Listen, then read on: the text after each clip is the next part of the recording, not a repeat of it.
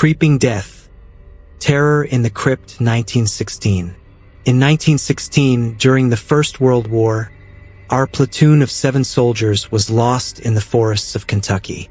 We had gone off course coming out of the mountains, and now we were exhausted, hungry and desperate for shelter. We knew that enemies could be close by, so finding a safe place to spend the night was crucial. As we walked through the shadows on the outskirts of the small town of Ashwood, we stumbled across an old cemetery. The night mist gave the place an air of mystery and danger. Our leader, Captain Johnson, suggested we hide in one of the crypts as our enemies were in the vicinity. I exchanged apprehensive glances with my companions, but logic prevailed over fear. We needed a place to rest and fast. The iron fence around the cemetery was about 6 feet high, but that didn't stop us. We climbed the fence one by one, with one of us keeping watch. When we were finally all on the other side, we approached the nearest crypt, whose grotesque statues in the corners seemed to be watching us. I didn't want to spend the night there, but the need for shelter and protection from the enemy platoon was greater than our discomfort. We entered cautiously, knowing that the night would be long and potentially dangerous. Lieutenant Harrison, a practical and experienced man, began to work on the hinge pins with his bayonet, as the doors were locked by a thick chain. When the door finally opened, a blast of warm, musty air enveloped us, bringing with it a strange smell that none of us could identify. We entered the crypt one by one, our footsteps echoing in the empty space. The light from our flashlights revealed stone walls and a floor covered in dust. On the left-hand side, we noticed a staircase leading down to a lower level. The darkness seemed denser down there, as if it were hiding something we shouldn't discover. "I don't feel well here," muttered Private Peterson, a shadow of fear in his eyes. Captain Johnson ordered us to quickly check what food and supplies we had. We were all tired and hungry, but the prospect of shelter, however frightening, was better than the cold outside. I stowed my sleeping bag on the cold floor of the crypt and, despite my discomfort, closed my eyes, trying to drive away the disturbing thoughts as sleep finally overcame me. In the middle of the night, we were awoken by a strange sound coming from the lower level of the crypt. A sinister murmur that seemed to echo off the stone walls. Reluctantly, we grabbed our flashlights and went downstairs, feeling a growing sense of dread. At the bottom of the crypt, we came across an old coffin, which seemed to have been recently opened. As we approached, we saw something that chilled our bones. A woman, apparently dead, was inside the coffin. The most terrifying thing was that her face showed no signs of decomposition. She looked almost alive, her eyes closed in a tranquil countenance, as if she was just sleeping. "That's not right," whispered Lieutenant Harrison, with an expression of disbelief. Captain Johnson ordered us to seal the coffin again and return to the upper floor.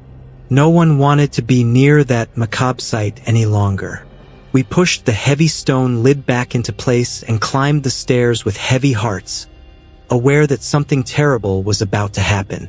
Fear united us, and every sound seemed amplified in the darkness of the crypt.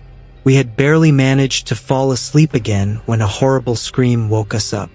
The sound echoed through the crypt from the floor below. We jumped out of our seats, confused and terrified. We quickly counted our numbers and realized that Lieutenant Harrison was missing. With no time to think, Captain Johnson ordered me and Private Parker to go down and investigate. With every step we took, my heart beat faster and my hands trembled. The light from the flashlight barely illuminated the path ahead, creating unsettling shadows on the walls. When we reached the bottom of the stairs, what we saw made us freeze with fear. Lieutenant Harrison's uniform was lying on the floor, torn to shreds, but there was no sign of him. "He's gone," I muttered, my voice trembling. We climbed back up as quickly as we could and reported to Captain Johnson. The tension in the air was palpable. We tried to open the crypt door to escape, but it wouldn't budge. It was as if something or someone was holding it open from the other side. Panic began to spread among the men. We were trapped, and we knew that something horrible was hunting us. With no options, we prepared to face whatever came next. The fear in our eyes was palpable as we were trapped in the crypt, not knowing what awaited us. Suddenly, all the lanterns went out at once, plunging us into complete darkness. Panic took over when we heard the sound of rapid movement and, soon after, a horrible scream from the floor below.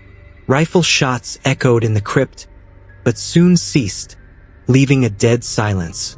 My heart was racing as I tried to understand what was happening.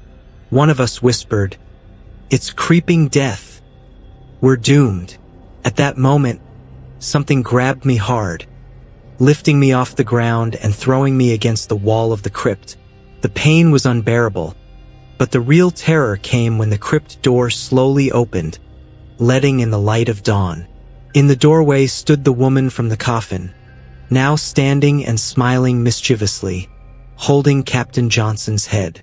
Her expression was the very embodiment of evil. Before I could react, she disappeared as quickly as she had appeared, leaving me alone, wounded and terrified. Later, when the American army finally found us, all that remained were the men's torn uniforms and equipment, just as I had reported. They found no trace of the bodies. I was the only survivor, but the horror of that night would haunt me forever.